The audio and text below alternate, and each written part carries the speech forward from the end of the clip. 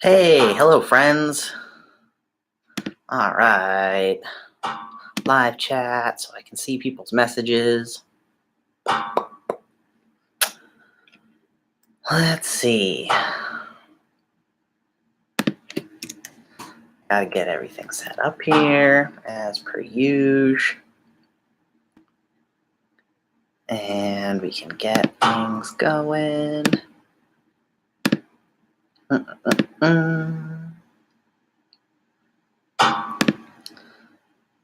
Copy link. All right.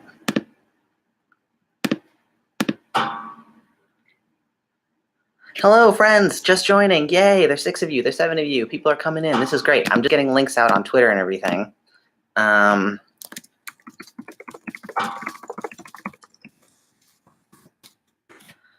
Okay.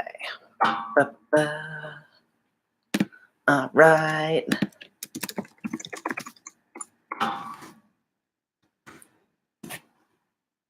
Cool.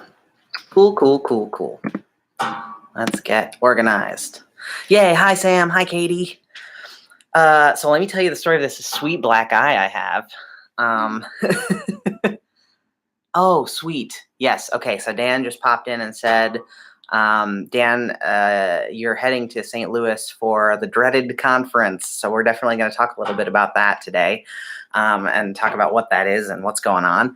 Let me tell you the story of this black eye so I can get that out of the way first, since people are going to be like, what's wrong with your face?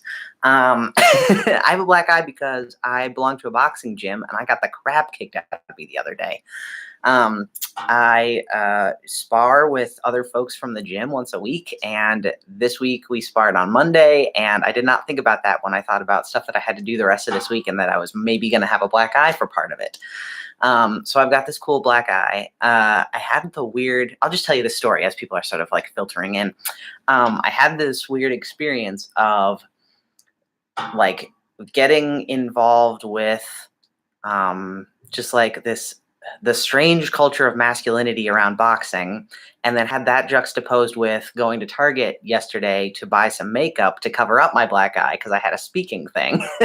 So just like it was a strange experience having like going from the boxing gym where I box with other guys and the sense of like the invitation into masculinity that includes, and this sort of like don't cry while doing sports sort of culture around sports and competition in general. And so when you get the crap beat out of you, it's not very manly to be upset about that. I mean, you can be upset in a sort of like, oh, I wish I would have done better. Next time I'm going to, be better and whatever. But you're not allowed to like cry and feel bad about like, oh, I had a really bad day today and I feel like emotionally bad about this. And so I've been thinking a lot about how to subvert masculinity in those spaces. So anyways, that's happened. And then I went to Target and was standing there in the makeup aisle, one of the makeup aisles, and realizing I hadn't bought makeup for like years and trying to think of what I needed. And I remembered like, okay, I watch enough YouTube videos where people include makeup stuff that I'm like, all right, I need like, now I forgot what it's called, but like the cover up stuff. What's that called? Concealer. I needed concealer, and then I needed like some kind of powder so that I didn't look like I just had like weird white circles around my eyes. So I went to buy makeup, and standing in the makeup aisles with a whole bunch of ladies like looking at makeup, like there weren't any other guys in the aisle that I could tell, and watching them kind of look at me sideways, like, what is this guy doing? What's he looking for? Like, does he need help maybe? Like, and me feeling like I had to pretend to be way more out of my element than I actually was because that's what was expected. Yeah, Ray, also not sure about makeup. So anyways, just having those two experiences kind of back to back this week has got me thinking a lot about how I can subvert expected things around masculinity in spaces where I feel pressured to act a certain way. So anyway, that's just a story about me to start this week off, and the story of my black eye. Let's talk about the Bible. Sam is in here and is talking to Dan about going as a delegate. So let's talk about what's happening this week for our friends in the United Methodist Church. The UMC is having a big meeting, meetings this week and this weekend to talk about a lot of things. I guess I could maybe simplify it, like incredibly simplify it by saying, is the Methodist Church going to split over the decision to affirm LGBT people, or are they going to find a way to stay together? That's kind of the big question, but there's like a lot of nuance involved in that. Yeah, so good. There's some more people, walkers in the chat as well, talking about this. So I know that a lot of folks they have that on their mind and they're thinking about that because there are folks going as delegates and folks going just as connections with Reconciling Ministries Network, like Dan is, which is the LGBT group in the United Methodist Church. And so people are I know there's a lot of stress. I know that there's a lot of tension, and it's been a hard time because since it was 2016, right, when they had the last meeting that they were like gonna make a decision, and then they sort of put it off and said, let's do an exploratory committee type thing instead. So it's been 2 years, 2016. So it's been 2 years of people being like, what's happening? And I know there's been a lot of stress about that. And so I want to keep all of you to sort of lift that up as something that we can all keep in our hearts and in our minds and in our prayers this week.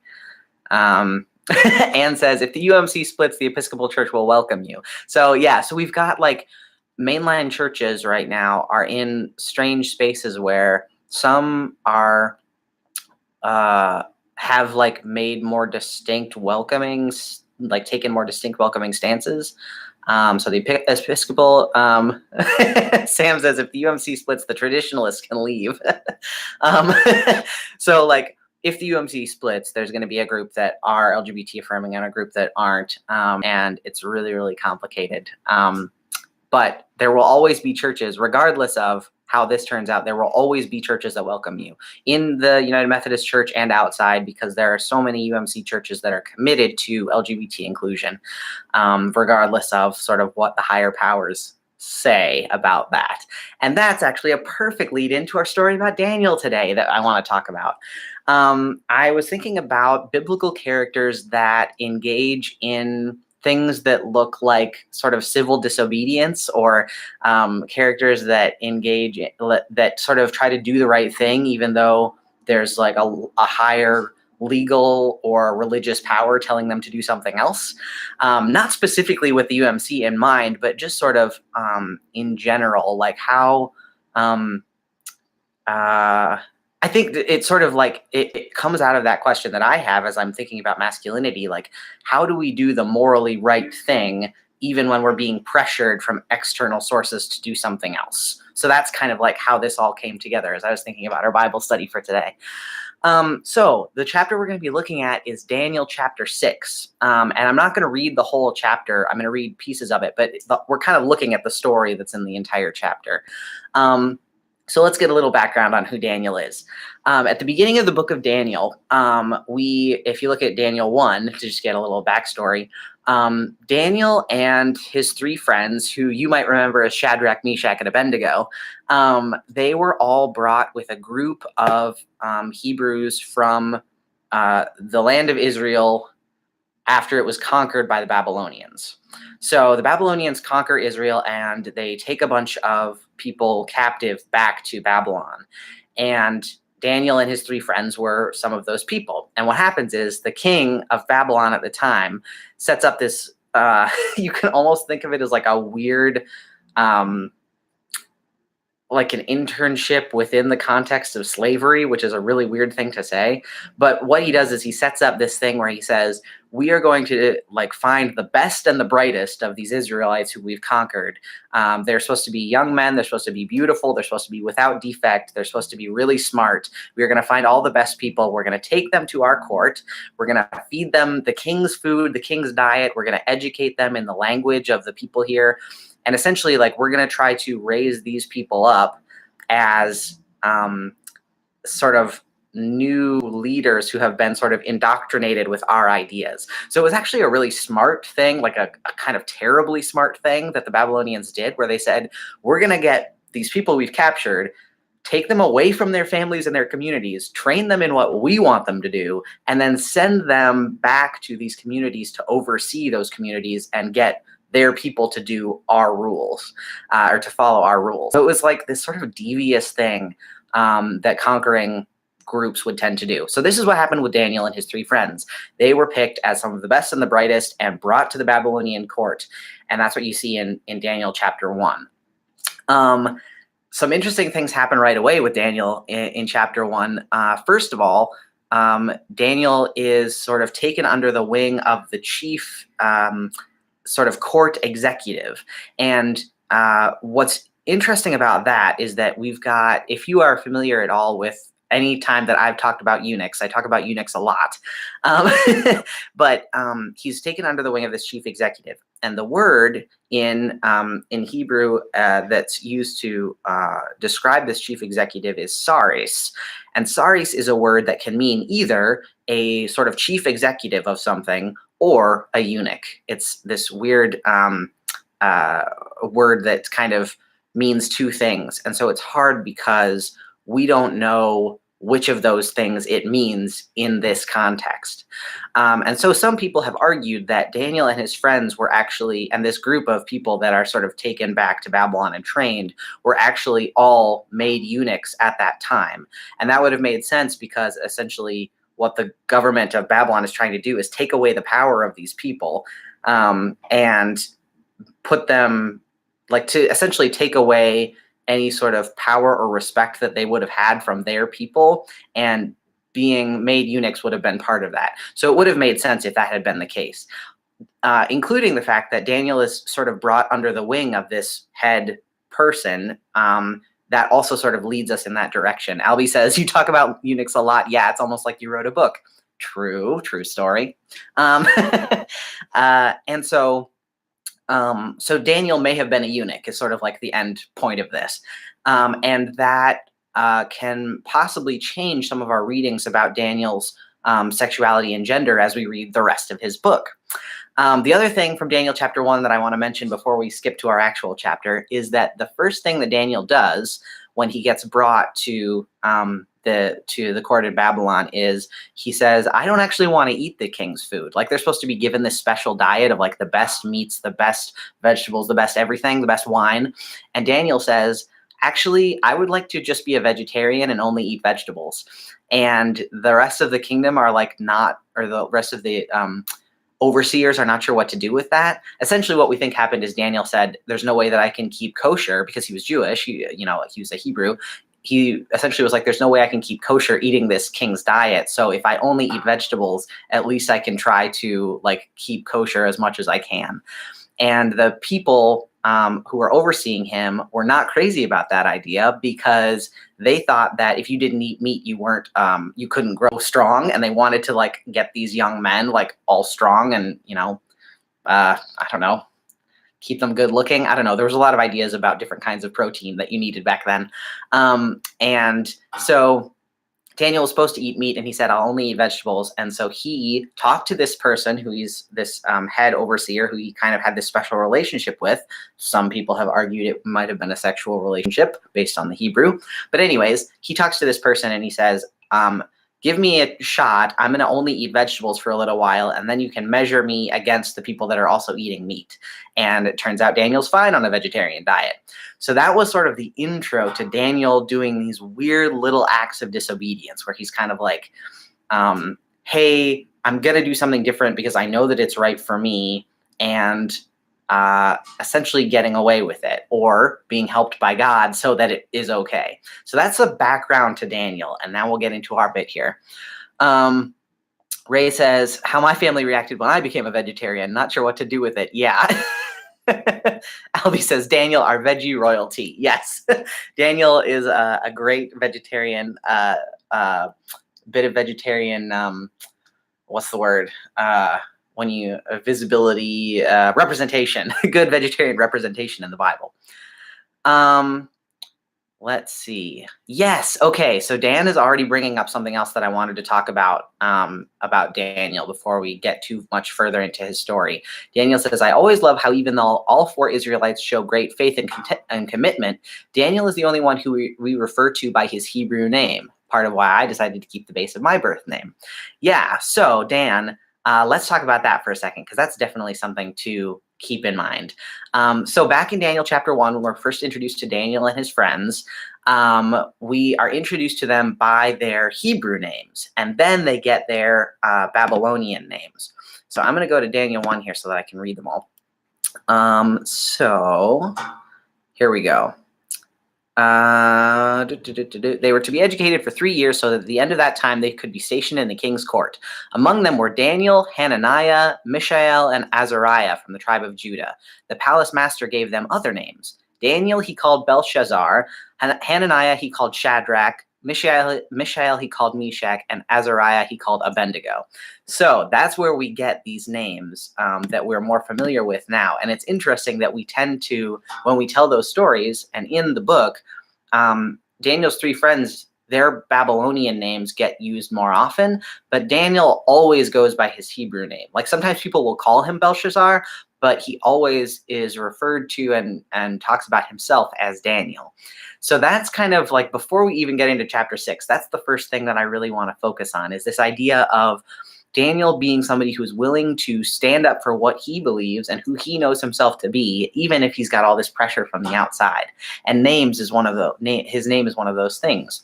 So I love that the sort of biblical canon continues to refer to Daniel by the name that he uses for himself and not the name that other people are using for him.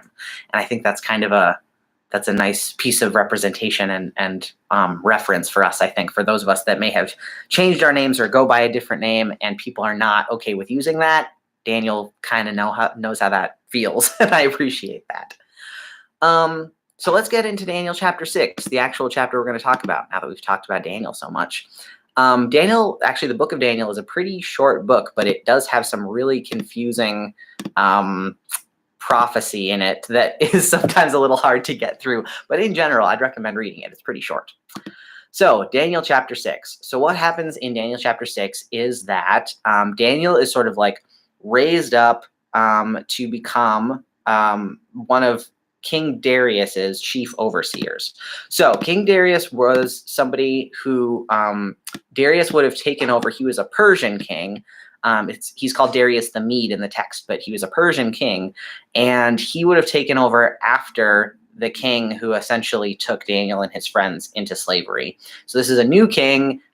Daniel kind of has a chance to be seen in a more positive light because the old king really didn't like him. The old king was the one who threw him and his friends in the fiery furnace. So new King Darius, and Daniel is sort of rising in the ranks. So King Darius sets what's called 120 satraps. Now satraps are essentially governors. So the idea is he's got 120 bits of land in his kingdom, and he set up a satrap or a governor over each one. And then Daniel and two other people are the sort of, the text in English in the NRSV says presidents, but they're like the people over those 120 satraps, and then the king is above them. So that's sort of the hierarchy we've got here. And the problem is that Daniel, the other satraps and the other people in the court don't like Daniel because he's really rising up the ranks and they're like jealous of him. So verse 6 starts and says, "So the presidents and satraps conspired and came to the king and said to him, 'O King Darius, live forever. All the presidents of the kingdom, the prefects and the satraps, the counselors and the governors are agreed that the king should establish an ordinance and enforce an interdict that whoever prays to anyone, divine or human, for 30 days, except you, O king, shall be thrown into a den of lions. Now, O king, establish the interdict and sign the document so that it cannot be changed according to the law of the Medes and Persians, which cannot be revoked.' Therefore, King Darius signed the document and interdict." So we've got a lot going on in this little section. We've got people coming to the king and saying, "Hey, let's do this thing." And the king is kind of like, "I guess that sounds fine." The interesting thing is that it's a 30-day sort of law that's put into effect. And so I'm going to read you a little bit here from the notes in this is my handy dandy Hebrew study Bible, Jewish study Bible. And this bit here. Where is it? Here we go. So the notes here on verse 8 says, this ruling is historically improbable. No king of this period who claimed divine status forbade the worship of other gods. Darius the Persian was supportive of local religions, including that of the Jews. The exclusive worship of one god was a Jewish view, and this notion is projected onto an Eastern divine monarch. The narrative thus reflects Jewish tensions about remaining monotheistic in a diaspora culture. So essentially, what we know about the historical person of Darius the Persian is that he was actually pretty affirming of other cultures within his purview that worshipped other gods. But the people who were putting this text together were sort of using Darius as a example for, or like as a way to highlight this larger nervousness around being monotheistic in a polytheistic culture. And so that's why we think King Darius signs this edict or this interdict for 30 days in the text, because the people who were writing the text would have known that King Darius wouldn't have signed something that would last forever and ever. So they're like, well, maybe we'll say that it happened for 30 days to kind of give this example of how to be monotheistic in a polytheistic culture. So we've got this interdict signed, and the other thing is, it would have been really rare for a king. There's throughout this text, there's this reference to like, once you make this law in this particular culture, you can't unmake it. That's like the whole thing this chapter hinges on. And we don't know if that was historically accurate. It may have been, but it probably wasn't. But for the sake of the text, it's like hyping up the tension. A lot of the book of Daniel is stories that are like, you can kind of think of them as, what's it called? Like historical fiction, where it's kind of like, yes, this thing happened, but we are going to make it like a fish story. Like, yes, the fish was caught, but instead of the fish being this big, the fish was this big. You know, that's how the stories in the book of Daniel are sort of given to us. So, so this edict is signed, and nobody is allowed to pray to anybody but King Darius for 30 days. And that's where we start verse 10. So verse 10 says, although Daniel knew that the document had been signed, he continued to go to his house, which had windows in its upper room open to Jerusalem, and to get down on his knees 3 times a day to pray to his God and praise him, just as he had done previously. The conspirators came and found Daniel praying and seeking mercy before his God. Then they approached the king and said concerning the interdict, O king, did you not sign an interdict that anyone who prays to anyone, divine or human, within 30 days, except to you, O king, shall be thrown into a den of lions? And the king answered, the thing stands fast, according to the law of the Medes and Persians, which cannot be revoked. Then they responded to the king, Daniel, one of the exiles from Judah, pays no attention to you, O king, or the interdict you have signed, but he is saying his prayers 3 times a day. So I want to take a second to talk about Daniel and this sort of action that he's taking. Because I want us to kind of put ourselves in that place and kind of see if we can figure out what's going through Daniel's head. Yeah,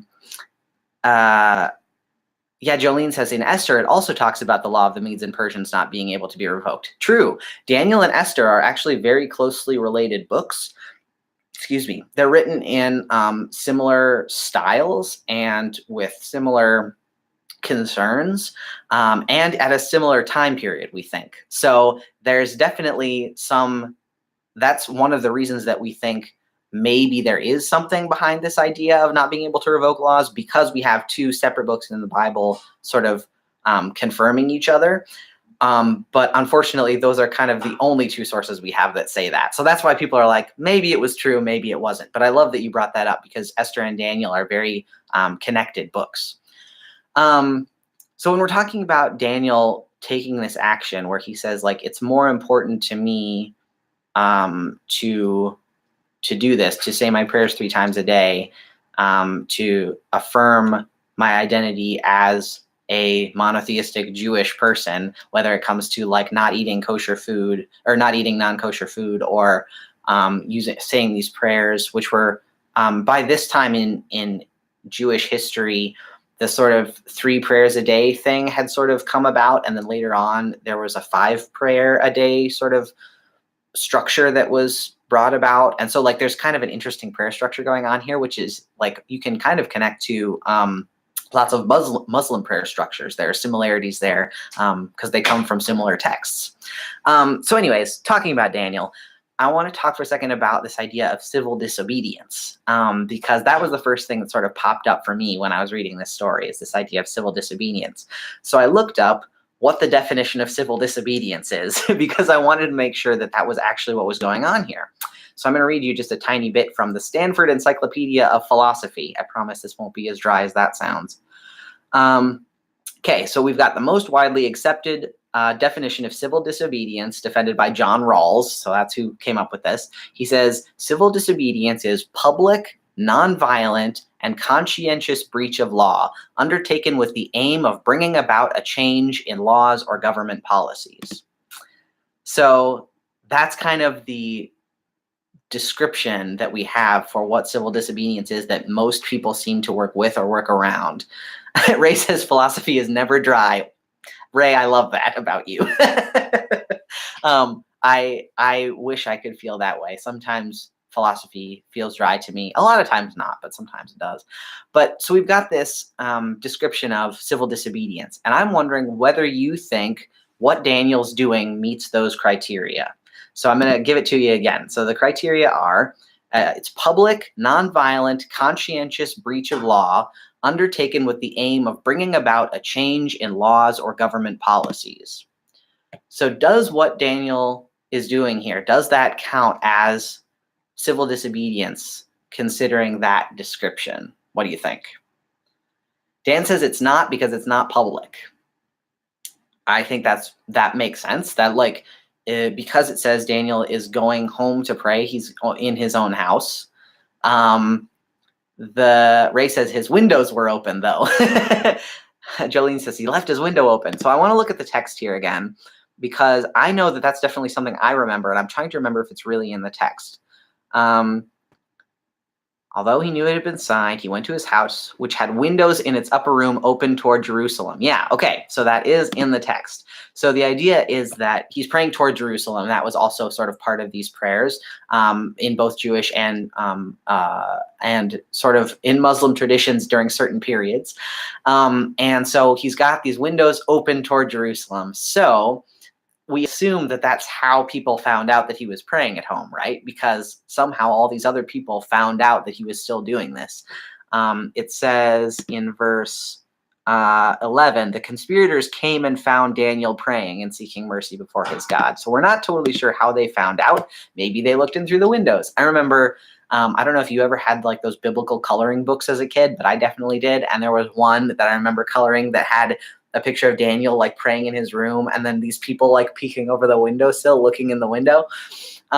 So like we can imagine that maybe that was what was going on. Maybe they just straight up busted into his house. Maybe they came to visit and found like prayer related things around that Daniel may have used, like candles or something like that. We don't really know. Oh, hi, Elton. Nice to see you. Feels good to be transit Christian. Yeah, I like it. So maybe it was not public, but something was going on where other people could see.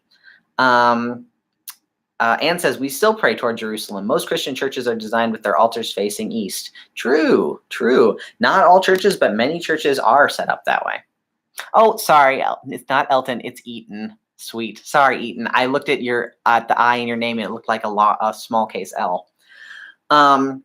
So besides the public part, is there anything else about what Daniel is doing here that does or doesn't count as civil disobedience? So I'm going to read that description one more time. So civil disobedience by John Rawls, he says it is public, nonviolent, conscientious breach of law undertaken with the aim of bringing about a change in laws or government policies.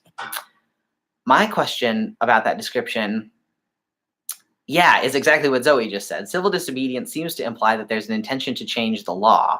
Yeah, so that's, Zoe says, not sure that was his intention. Yeah, so I'm wondering, and Ray and Kaylin said the same thing, that was it Daniel's intention to change something about the law? I think that's kind of why it's connected with the public part, right? I think when it's supposed to be something in public so that other people can see, so that it influences people to rethink the law, right? But what Daniel's doing, because it doesn't seem to be that public, maybe a little bit, but not that public, and it wasn't something that he seemed to be doing. He wasn't doing it in anybody's face, right? He wasn't doing it before King Darius. He wasn't doing it before anybody else. So it might not have been his intention to change the law. Dan says, it seems that his intention was to continue living his life according to Jewish tradition and law. And Jolene says, it seems like his was radical obedience, not civil disobedience. Jolene, say more about that. Tell me what you think radical disobedience is versus civil disobedience. I'd like to know more about how you define those two things.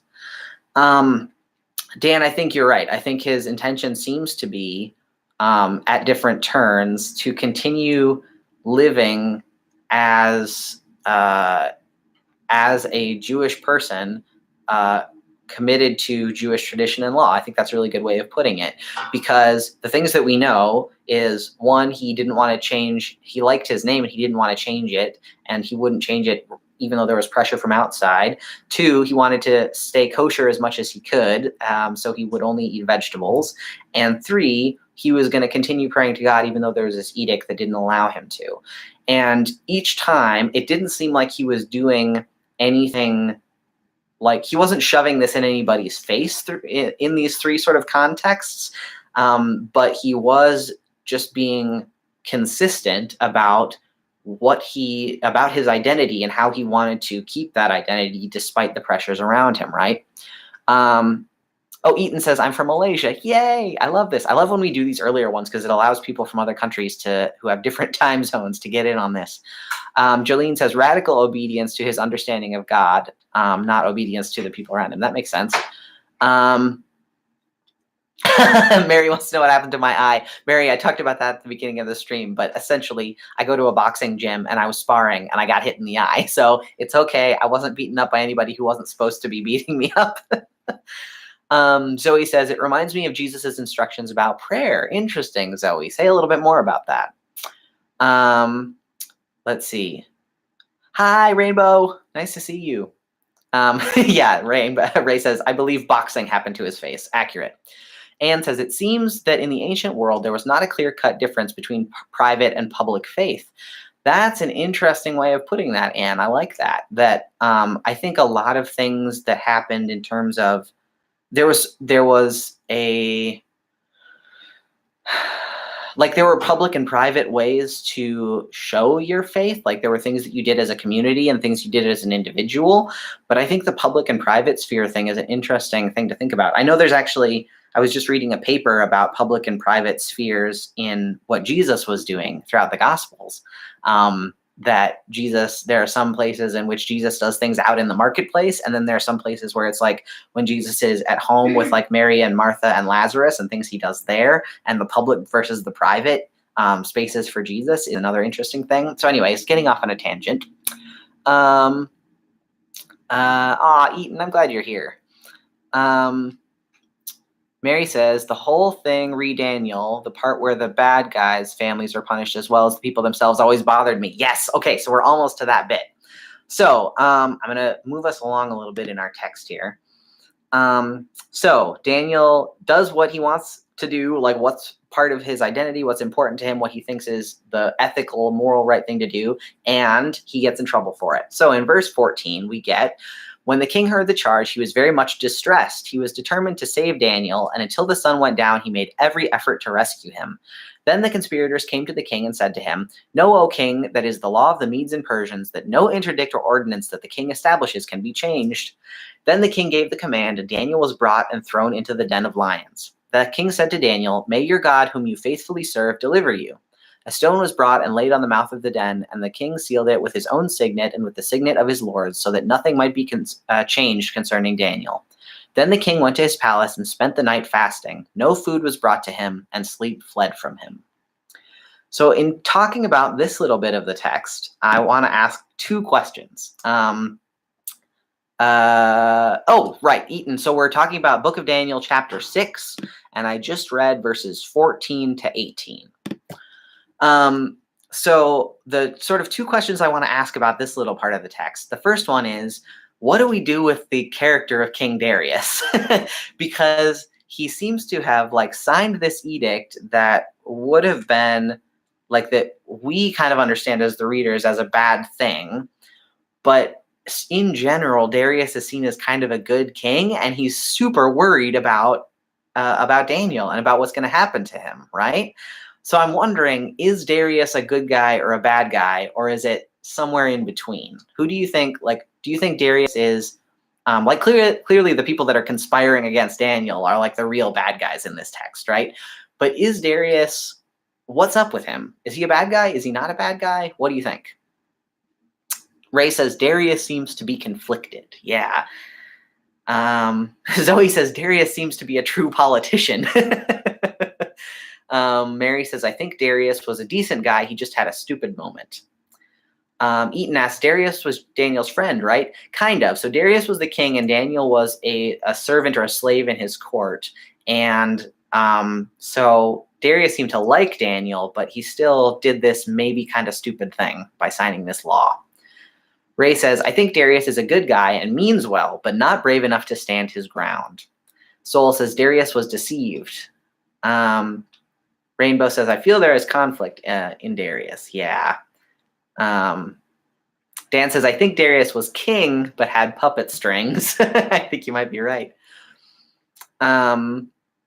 Kaylin said, it always struck me as kind of weird that he signed it so easily. Do we know how they persuaded him?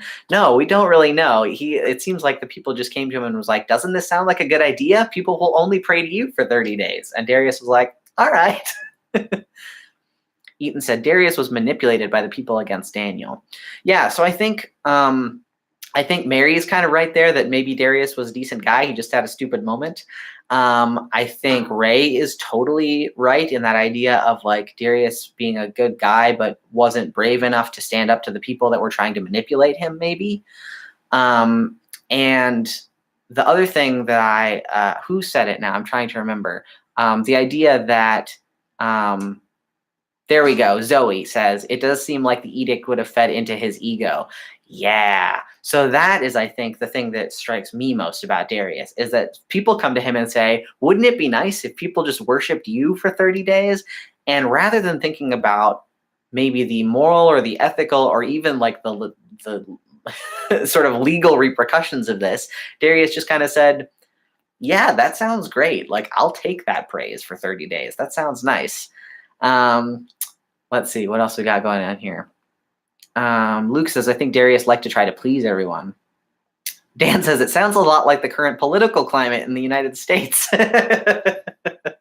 Yeah, this idea. Oh, Eaton says, I feel bad for Darius. Yeah, so I'm wondering, like, I think it's completely legitimate to read Darius either as kind of a dummy who gets manipulated but is a good guy, or as somebody who should have, one, not fallen prey to people who were just trying to flatter him to get him to do what they wanted to. Like, he should have stood up to them.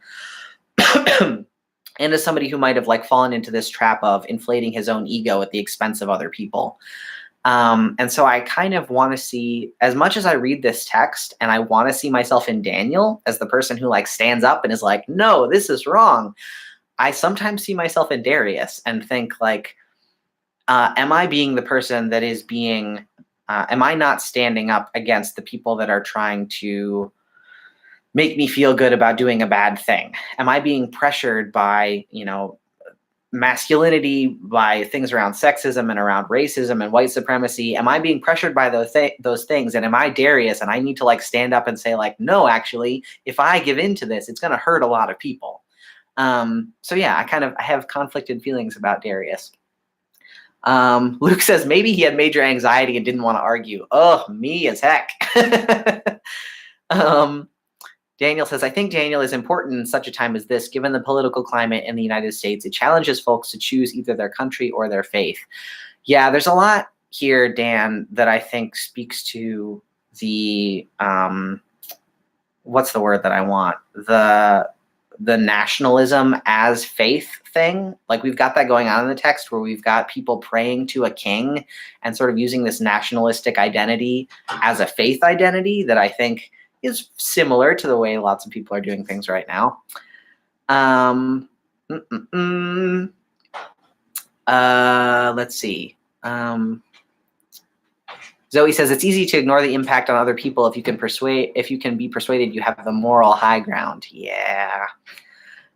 So Ray is moving us on to the next verse here. Ray says in the next verse, he ran to check on Daniel. He was clearly very concerned. Yes. So clearly Darius is concerned about Daniel and is like worried about what's going on and has these sort of like feelings of anxiety here. Verse 18 specifically says the king went to his palace and spent the night fasting, and no food was brought to him, and sleep fled from him. And I kind of wonder that bit about spent the night fasting. I kind of wonder if that was like him being too nervous to eat, you know, like when you're just like so anxious you can't eat, or whether he was fasting as in like the religious practice of fasting in repentance for doing something wrong. So I wonder also about Darius, like, is there a redemption narrative for Darius? Like, he clearly screwed up. And if this is fasting like a sort of religious practice of fasting for repentance, is there a way that Darius can be forgiven for what he did? So let's read Daniel getting saved by the lion, starting on verse 19. Then at the break of the day, the king got up and hurried to the den of lions. When he came near the den where Daniel was, he cried out anxiously to Daniel, "O Daniel, servant of the living God, has your God, whom you faithfully serve, been able to deliver you from the lions?" Daniel then said to the king, "O king, live forever. My God sent his angel and shut the lions' mouths so that they would not hurt me, because I was found blameless before him and also before you, O king. I have done no wrong." Then the king was exceedingly glad and commanded that Daniel be taken up out of the den. So Daniel was taken up out of the den, and no kind of harm was found on him, because he had trusted in his king. The king gave a command, and those who had accused Daniel were brought and thrown into the den of lions, they, their children, and their wives. Before they reached the bottom of the den, the lions overpowered them and broke all their bones in pieces. So that's a little stressful for those people. Who was it that said that they were really uncomfortable with that? I think maybe it was it Jolene or was it Anne? I forget who said that they were really uncomfortable with that bit.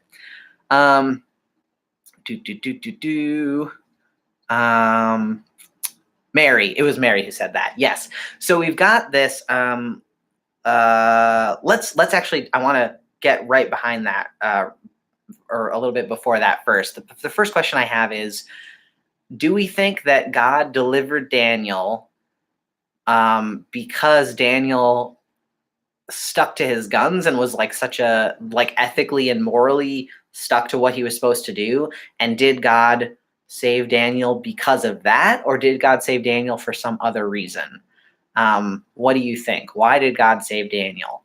Because I have some other ideas about what might have been going on there, but I kind of want to see what you all think. Why did God save Daniel? Was it because he did the right thing, or was there something else going on? So tell me what you think about that while I have a sip of water.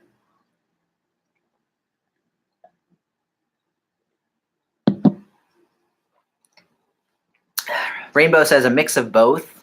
Mary says, I feel like it was for multiple reasons. Zoe says, I think God saved Daniel to prove a point to Darius. So Zoe, that's one of the other things that I was like, is that what's going on here? Is this less about, like, obviously Daniel, like God saves Daniel because God, like Daniel and God are faithful to each other throughout this book. But is there also something in here about proving this point to Darius and helping Darius change his ways, and showing something in a more public way? I think that might be part of it too. Dan says, I believe God saved Daniel as a visible sign to the Babylonian captors as to God's own identity. Yeah, so that's another bit of this story, Daniel. Yes, Dan. I've got too many Daniels going on in my head. That's another similarity to the book of Esther, where you've got these people that are not Jewish, they're not Israelites, but through seeing something miraculous or experiencing something miraculous, their own faith is changed. And so it's this sort of, it's a way of proving God's sovereignty over all other gods and all other kingdoms. So I think that's maybe part of it as well. Ray says, I believe God saved Daniel because he did the right thing, and also so God could show the power and show Darius and others he is the living God. Yep. Kaylin says, at the end, doesn't Darius basically begin to believe in God? So maybe that was God's reasoning. Yay, Eaton. More Queen Esther. I love it. Jolene says, so God used Daniel to bring change. So we're back to civil disobedience. Yeah. So we've got this other thing where this saving of Daniel from the lion's den is the public point, right? Even if Daniel's disobedience was in private in his home, the saving from the lion's den is a very public thing that everybody sees, and it changes King Darius. It changes the whole like community that's around him. And so I wonder, this is something that's actually just occurring to me now as I'm thinking about this. What if this is civil disobedience enacted by both God and a human at the same time? God and Daniel working together for civil disobedience to change the laws. And I kind of love that, because usually we only think of humans as the actions that humans do. But what if this is another sort of co-relationship thing between God and a person to change a human cultural institution? That's really freaking cool. Zoe says, I really like that God didn't have Daniel defeat the lions. He just survived them. Yeah, I love that. I always, as a kid, if God had killed the lions, I would have been so sad. Can you imagine us telling that story to our kids?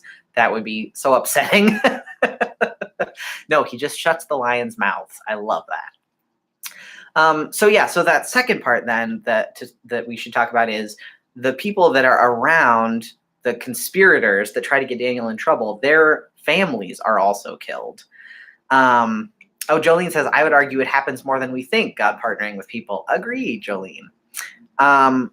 So when we've got all of these family members of the people, of like the bad guys in the story that are also killed, how do we deal with that? Because it also upsets me. Like Mary said, it also upsets me that we've got this idea. And it was very, very common in the sort of family oriented society of the time. Like I think I even have a note about this in my, let's see. Yeah, here we go. I have a note on verse 25 that says, the importance of family identity in the ancient Near East could result in family members receiving the punishment of the male heads. And then it shows similarities in Numbers, 2 Samuel, Esther, but in contrast to Jeremiah and Ezekiel. So you've got this idea where family members are sort of like thrown in with the male head of household, which kind of sucks for them.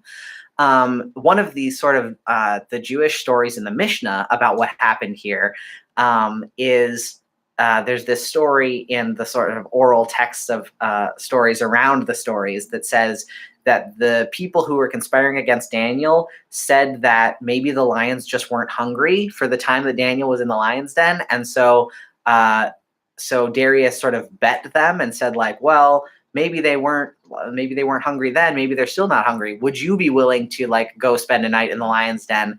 And the conspirators were like, yeah, we'll be willing to do that. And we'll take our whole family with us just to like up the ante. And so it was kind of like a bet that like, well, fine, if Daniel could do it, then we can do it too. And that was when they got eaten. So that's not in the actual biblical text, but that's sort of what we call midrash. It's sort of the stories around the stories in Jewish communities.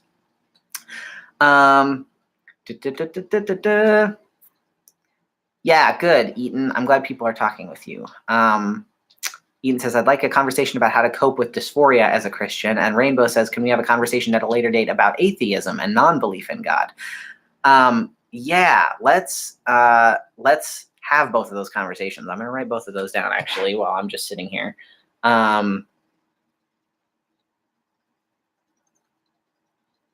So that we have that reminder. Yeah, so when it comes to this idea of like other people being sacrificed, the thing that I want to connect it to as I'm thinking about how this story connects to us today, I wonder how often we accidentally throw people on the bus, under the bus, who are connected to people that do bad things.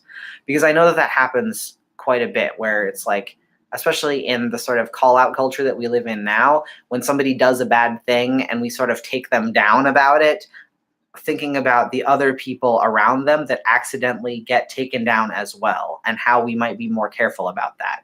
Because clearly, like we do need to call out injustice when we see it. And there are times when we have to be, where we do have to sort of take people out of their leadership context, in whatever kind of leadership that is, because of something they did. But how do we mitigate the harm done to the people around that person who may not have actually been involved in whatever the wrong was, but who were close to them in some way. So how do we mitigate that harm? That's sort of the thing that I kind of connect this passage with. Oh, Mary says, can we have a convo about consensual polyamory? Oh my gosh, Mary, I don't know if I'll be able to have that conversation because I'm not part of that community, but I know somebody who is. If you look up Kevin Garcia's YouTube channel, he's talking a lot about polyamory right now and sex in general in a Christian context and a queer context. So definitely check out Kevin Garcia. He's a good friend of mine. He's having that conversation right now.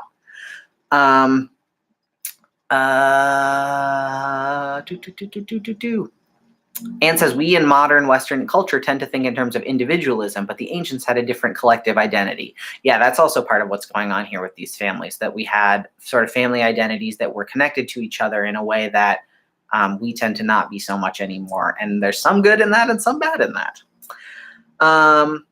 So I'm going to read the end of this text here. Because this is sort of just a little ending bit. Verse 25 says, then King Darius wrote to all peoples and nations of every language throughout the whole world, may you have abundant prosperity. What a nice way to start your letter. I make a decree that in all my royal dominion, people should tremble and fear before the God of Daniel, for he is the living God, enduring forever. His kingdom shall never be destroyed, and his dominion has no end. He delivers and rescues. He works signs and wonders in heaven and on earth, for he has saved Daniel from the power of the lions. So this Daniel prospered during the reign of Darius and the reign of Cyrus the Persian. So that's at the end of this bit of story for Daniel. And it's a nice little happy ending. And I think it really speaks to what we were talking about before with like, why does this happen? And it seems to be in order to change Darius and it opens up the, it gives people the ability to worship the God who we know in scripture to be the one God, right? Hold on a second. I got to go back to the chat here. I'm getting distracted. Zoe says, on the moral grounds, it's kind of awful, but from a storytelling motif, it makes sense. We need evidence that the lions would attack someone. Yeah. Dan says, caution, overt Methodist content. Call-out culture does not leave room for grace and is not in line with biblical conflict resolution.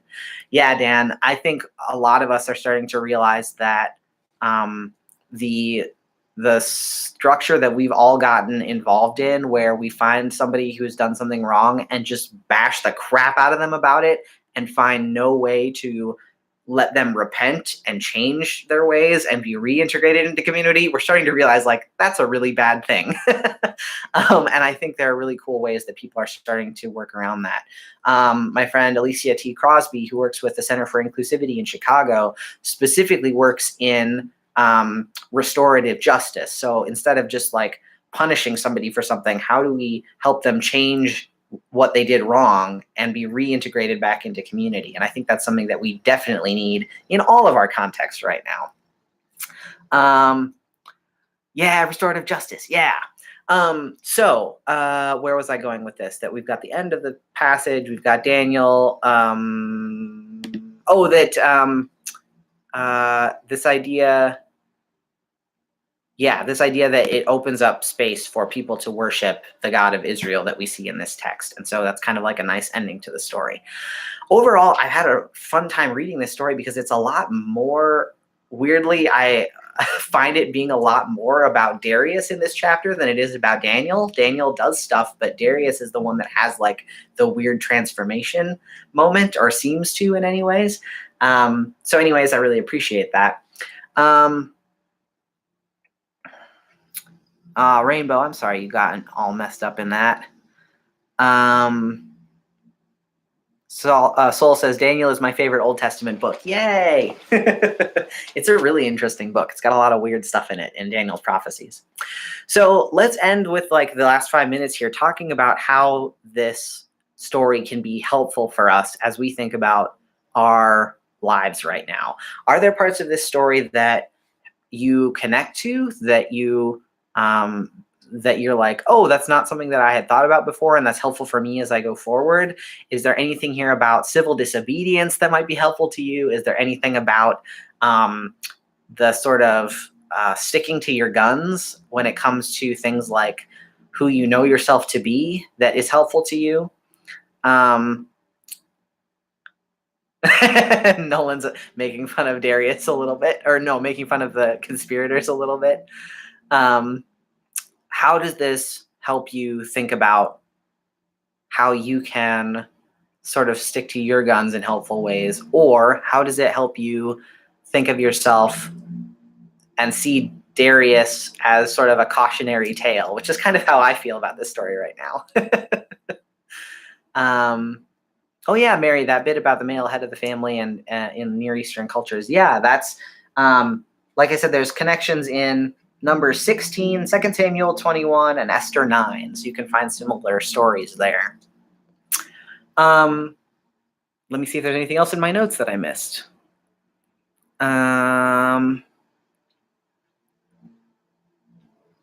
Yeah, I think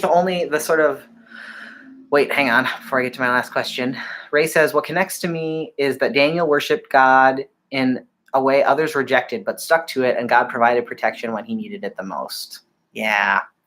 Zoe says, I think of Darius as that one conservative, cis-het person we all know who finally changes once they get to know an LGBTQ person. That's so funny, Zoe. That's such a great connection. This idea that, like, Darius straight up didn't know who he was hurting until he met Daniel, and he met somebody who he was hurting.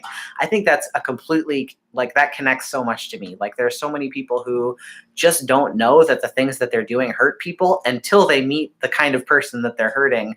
And suddenly you see them as human, and you start to have a human reaction to them, right? Like Darius having that anxiety reaction of like not being able to sleep or eat, like because he realizes he hurt a human being with what he was doing. And I think that's a big difference. Ray says, the idea that you do not need permission to worship God and others' opinions don't matter about that. Yeah, Ray, I think that's a good takeaway from this as well. Jolene says, I think this is super important to think about as an ally. Darius didn't look past his privilege when he passed the law. Yeah. Anne says, mercy outweighs legalism. I love that. I love that idea. And I think that really connects to that idea of restorative justice, right? There are times when we need laws and we need punishments for those laws, but there are times that we need mercy. And that's really important too, as we think about how to go forward. Dan says, as I go into the UMC meeting, it's important for the faithfully LGBT need. Hold on. I got to get back to this. We need to hold close to our foundation of faith and not the institution, though we care deeply about the institution which raised us up. Yeah, agreed. This idea that like we have a family connection to these institutions that we're a part of, whether they're individual churches, whether they're whole denominations, but we also have a commitment to do the right thing for the people that are suffering. And I think that commitment is closer to what we are called by God to do, if that makes sense. So I think that's where we're going to end it today. This was so much fun. I'm so glad I got to do this with y'all. Thanks for going through this story with Daniel and me. And I really, I'm wishing the best for all the folks that are going to the UMC meeting this week and this weekend. I'm hoping for the best result for all of you. And I hope, mostly I hope for courage and compassion and wisdom and patience, as you're probably going to have to deal with a lot of people saying a lot of terrible things. So I'm praying for all of those things for you, and I hope the outcome is good. But know that even if the outcome is not the way that you would like it to be, there are still going to be places for you, and we are going to find those places for you, and it's going to be okay. You're not going to be alone. So remember that. All right, last check-in with the chat. Oh, hi, Nikki. Yay. I'm so glad that you could catch part of the chat here. Is there anything else? Yeah, Sam says, simple plan, simple plan. It's not just a band anymore, guys. It's the plan that we're voting for on the UMC. Okay. Anything else that I got to check in here? Okay, cool. So thanks for being here, everybody. Thank you so much for being involved in this chat. Next week, actually, a couple announcements here. First of all, next week, remember, is our trans and gender diverse sort of support group that we do. And if you go to bit.ly/trans-Christian support, that's where you can sign up. It's a closed group. We all get on video chat and talk together. So if you want to be involved in that next Wednesday, it's going to be at the same time. Go to that link, bit.ly/trans-Christian support, and you'll be able to sign up. And the other thing I got to say is thank you to our Patreon sponsors, because the Patreon folks help make this happen, because I don't have the resources to be able to spend time doing this really cool stuff without them. So if you want to become a patron, that would be super awesome. You also get access to our very cool Discord server where you can keep talking about all this stuff. So if you go to patreon.com/Austin Lionheart, you'll find the Patreon. And then you can support this stuff and make more of this happen and also get cool perks. So think about that. Okay, everybody. Thanks so much for this. This was really fun. We'll see you around here next week for the closed group, and then the week after that for another Bible study. Bye.